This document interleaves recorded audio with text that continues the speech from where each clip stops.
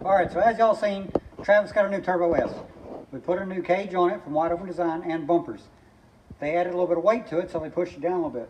So stock springs, they're good, but they're made for stock weight of the machine. So we got some heavier tender springs. This is the front. You can see the size difference. And the coil is a little bit thicker. So these are probably roughly about a 200 foot-pound spring, only a 4-inch. These are probably about a 350-pound spring and a 6-inch. So that'll give it a little more boost in the front. This is the original rear spring. I've already replaced the rear springs. The rear springs are actually pretty easy. You just unwind the collar all the way to the top, push everything up, slide them off, slide new ones on, and run them back down. On the front, you generally need a spring compressor. This is a spring compressor I got off Amazon. It's about $100. It comes with 3 different size little yokes that you put on. The medium size will do front and rear. It slides in, use the impact gun and compress it. I'll show you how it's done. Alright, so I took the wheel off. Of course, the machine's off the ground. I go ahead and take the shock bolt out. So you carry your little spring compressor with you. But, first off, the little rubber bumper is in the way to get the collar out. So you can stick a screwdriver under it and just pry the bumper up. And then reach in from here and pry it up again. That way your bumper is out of the way when this little collar can come out freely. Then, with it all loose, you can stick your spring compressor in here where it fits. Camera guy can come around.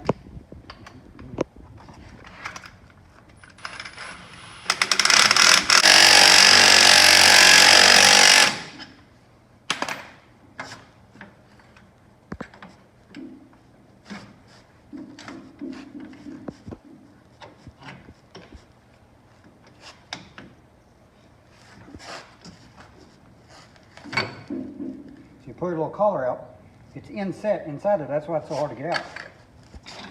Basically, you pull everything off. So that's how you do that. Then, the camera guy will come in here. This is your preload ring. On the front shocks, you'll run it all the way to the top till it can't go anymore. On the rear, you run them all the way to the top, pull the springs off, put them back on, no big deal. On the front, you'll need your compressor mostly to get the new ones back on because everything's taller.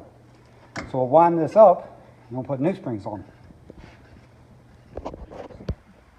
So now that we got the retainer ring spun all the way to the top, start out with your new spring, slide it on, slide everything together, right back on.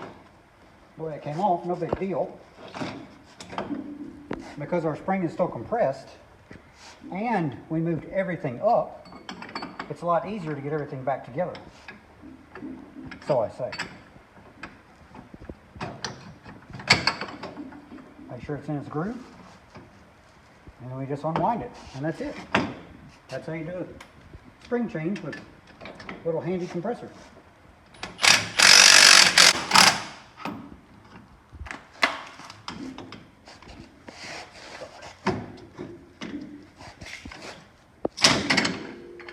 Pull your spring compressor out. $100 on Amazon, and you don't even have to take the shock off.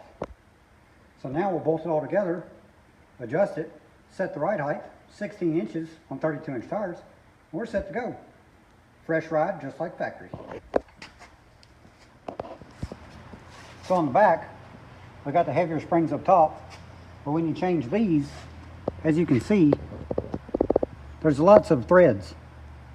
So just jack it up off the ground and run your retainers all the way to the top. And then on the back, everything just slides up.